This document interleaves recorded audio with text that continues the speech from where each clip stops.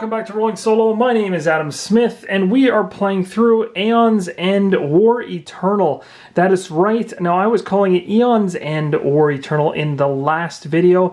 Now, I had always called it Aeons because the A is there, and you're supposed to pronounce it. But for some strange reason, I went and looked it up on Google, found out that technically it's pronounced Aeons, but that's not what the game creators intended. They put the A there for a reason, so that is the correct way to say it. So I was mistaken in the last video. So going forward, I'll be making sure that I state it the correct way. One other thing I want to make mention of is when we were setting up our characters, Yan here as well as Maza is how I'm going to shorten his name so I don't butcher it. Basically, we had a starting hand for each character, and both of which I did not talk about in the last video. So this one, for instance, says starting hand, 1 World Heart Shard, 2 crystals, and 2 sparks. For Yan, we're going to start with 1 Illuminate and 4 crystals. So right now, I'm just going to put those in the position they should be. So I'm going to be putting all of Meza's cards over here to the far left so that we can see them as we go through the playthrough. And then on the opposite side, we're going to put into play, or up in the hand area, all of Yan's cards. So when we're going through the gameplay, the purpose of doing it like this is so that you guys don't miss anything in terms of what cards are being played and when. So this is going to allow you to essentially see the entire game setup as we go, as well as the hands, as well as quickly be able to look down here and see which breaches are open and what we're actually casting, that type of thing. But the main purpose of this video is to go through the rules overview, so we're going to start that conversation right now. So without any further ado, let's jump right into the rules overview and talk about the turn order deck, the most important thing that happens at the beginning of any round in Aeon's End. You're going to go ahead and reveal your turn order deck card. This is going to let you know who's going first. So in this particular case, player number 1 is going first. Now, I had staged this to work like this because this is the rules overview and I want to go through some of the steps with you in an order that makes sense. However, when you're actually playing this game, this deck will be shuffled and you will not know what is coming. So just know that I've staged this in advance because I want to actually run through some things with you. Turn right here shows that Yan is not player number 1, it's player number 2. If I come over here to Meza, Meza is number 1, so Meza would actually be the first player to activate. Now, the first thing that's really important to note when you are on your player turn, so Meza's turn right here, is you're going to go through what's called a casting phase. And really the game relies on setting things up in advance to be used later. It's a lot of that. And this casting phase comes down to having a number of spells potentially sitting in breaches that you hopefully have opened or focused to allow you to inflict damage on enemies or even the actual Nemesis himself. In this case, that would be the Umbra Titan. So what we're going to be doing with Meza here is a hypothetical situation. So let's say hypothetically in a previous round, Meza had actually used a spark card. We'll take it from his hand and say we had actually put it in the open breach. So, and we'll talk more about how that actually happens when we hit that particular section of the player turn.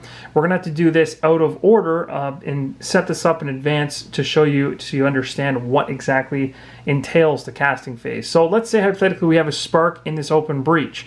This spark may or may not be cast. It's totally up to you. If you have an open breach, if any of these are open, which means they're flipped to their fully open side, you have full control over whether or not you want to send that spell out. So you don't have to. You can hold on to it. There may be strategic reasons for that, or you can. If you do decide to cast a spell, so let's say hypothetically I had, and this is another mechanic you're not going to understand until later on, but let's say we focused one of these breaches here to allow us to have put in a spark into play, and we had these 2 available to us. This one has to be cast because it's in a section, or it's in a breach that hasn't been fully opened. In other words, you can think of it like you're almost channeling some type of power, and because you don't have full ability to channel it, it kind of just shoots off. And you're not able to hold on to it for later. It's like if you put it into a focused one, which looks like this, kind of the half gold, half blue, it's got to be shot off the next turn around. So in this case, the spark would have to be shot off. It would deal damage to whatever you target. Could be a minion, could be the actual Nemesis himself.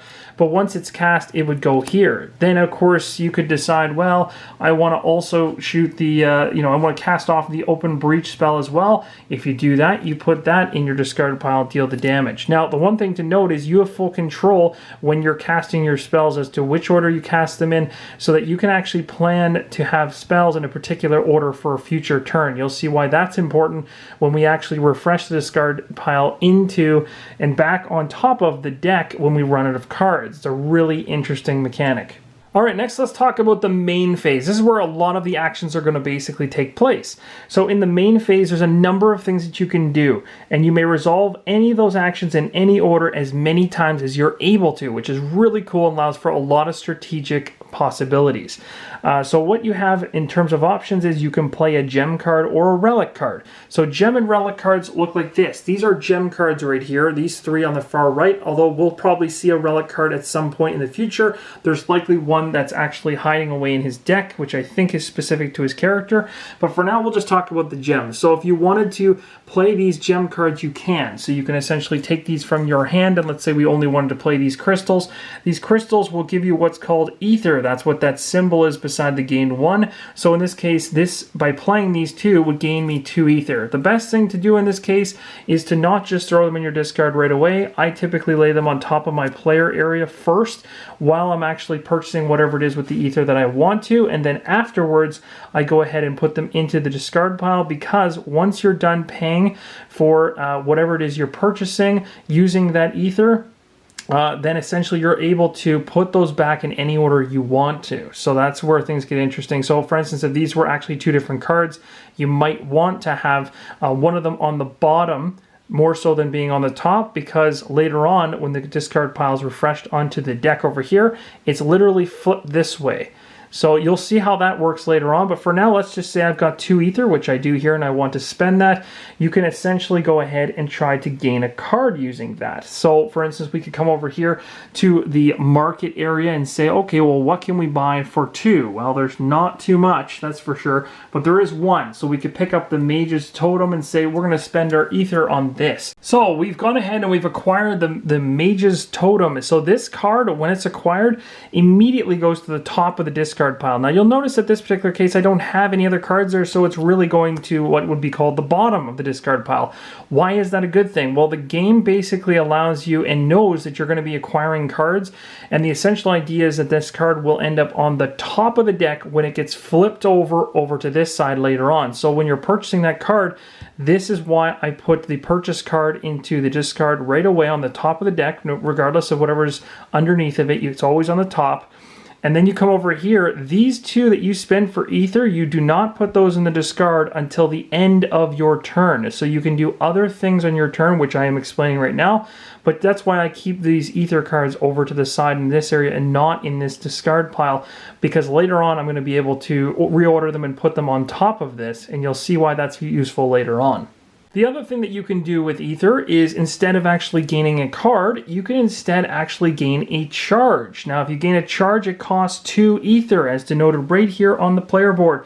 And the whole purpose is each character has its own special ability that can activate once all the charges are filled. And then you can go ahead and you're able to do that ability. So for 2 ether, I can actually go ahead and grab a gem here, and I'll just put this right over top because I could spend 2 of my crystals to go ahead and charge up my Under Earth Mantra ability.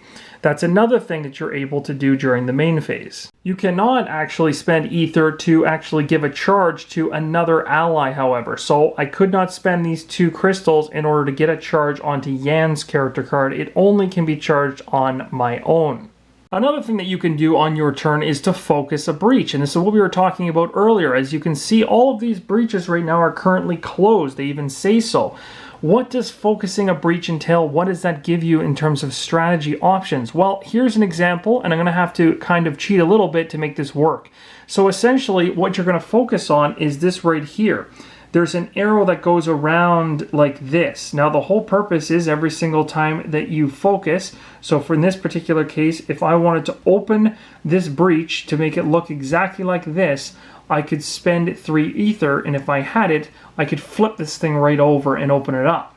However, if I don't have 3 ether, as of right now I don't, I only have 2 crystals which gave me 2 ether, then I can't open it, but I could focus it. And this is where it gets interesting because you have to make decisions as to whether or not you want to focus a breach slowly and methodically open it up, or you want to pay a bigger ether cost and get the thing open quicker. And this is a lot of the strategy comes into play of opening up your breaches versus acquiring new cards for your deck.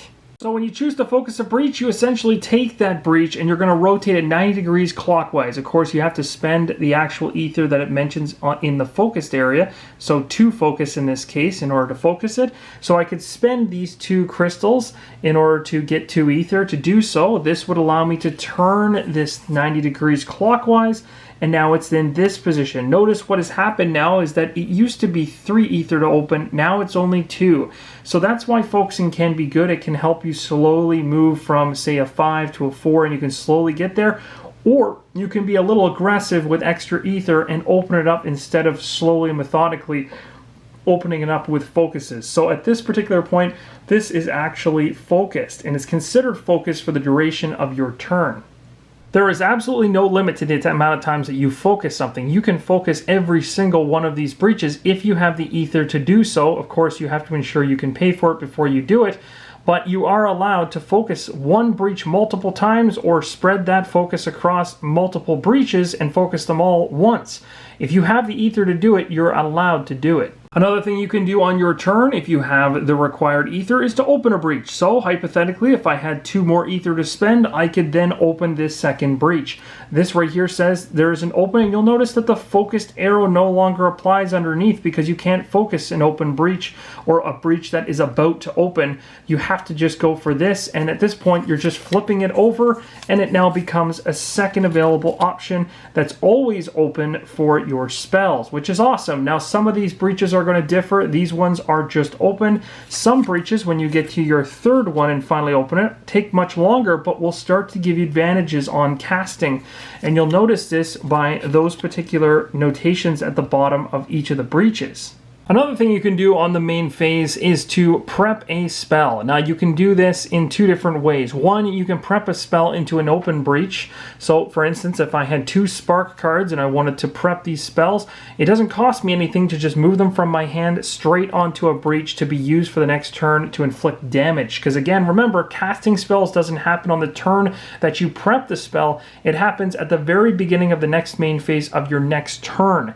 So for instance, we have a spark on this open breach. This other spark, however, could, if I had gone ahead, let's say hypothetically I did, spent the 2 ether to focus this breach. So this one right here says 2 focus. Because I spend it to focus and I rotate it 90 degrees, I am allowed to prep a spell in that particular breach. But remember, when the casting of the spell section comes along in my next turn, this one has to fire. I have to shoot this spell off, whereas this one I can choose whether or not I want to. I cannot prep a spell into a breach that has not been focused. That's important to know.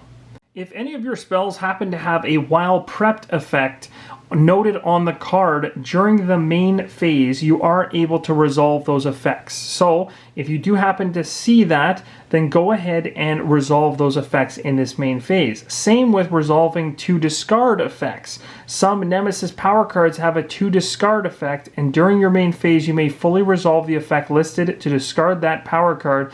If a power card is discarded this way, its effect is not resolved. You'll see more about this during the playthrough.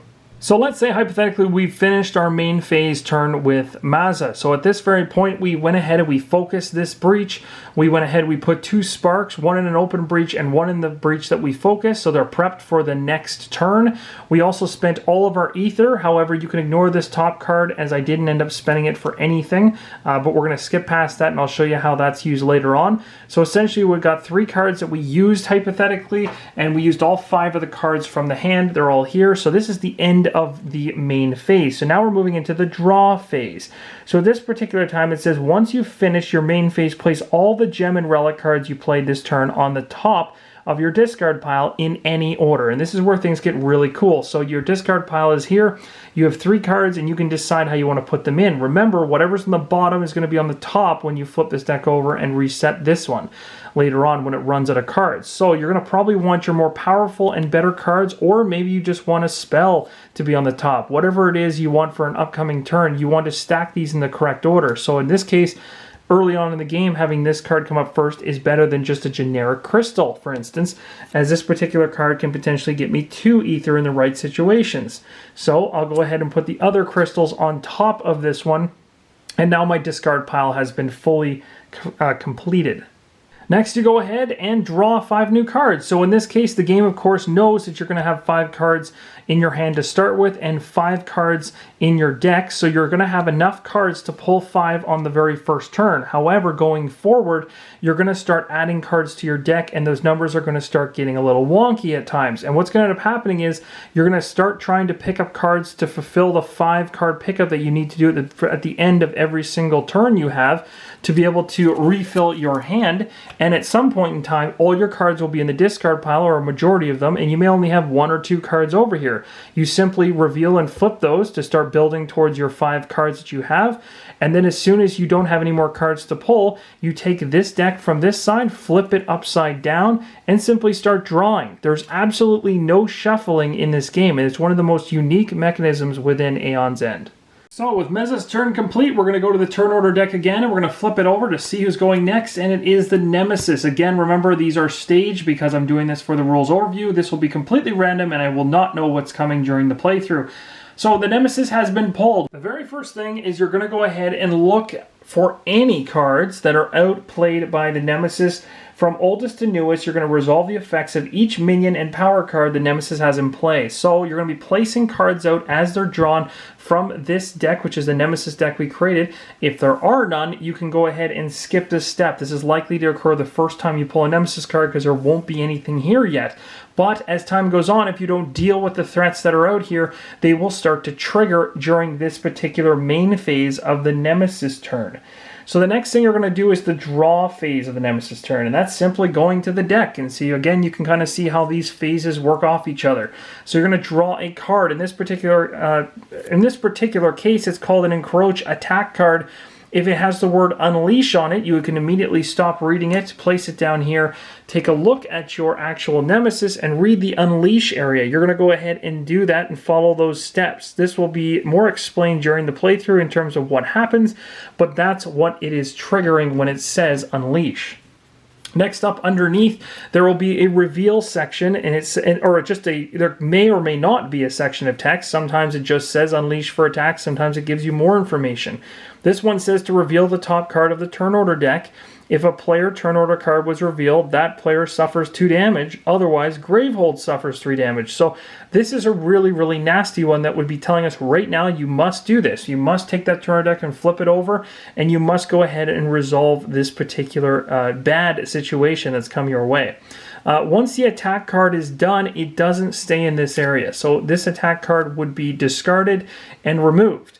There are going to be Nemesis cards, though, that you pull from the deck at times when you go through this draw phase, which are going to actually stay in play. So, for instance, if I flip the next card over, it ends up being a Howling Spinners, and you can see it has a persistent any player suffers 2 damage. So really all you do when this comes up, so let's say hypothetically that the encroach attack card didn't come up and this was the first one we got. If we get a minion, you place it into play. You can take a die, or using the cardboard tokens, you just make sure that this is set to the amount of health that's on that character. So in this case it is 5.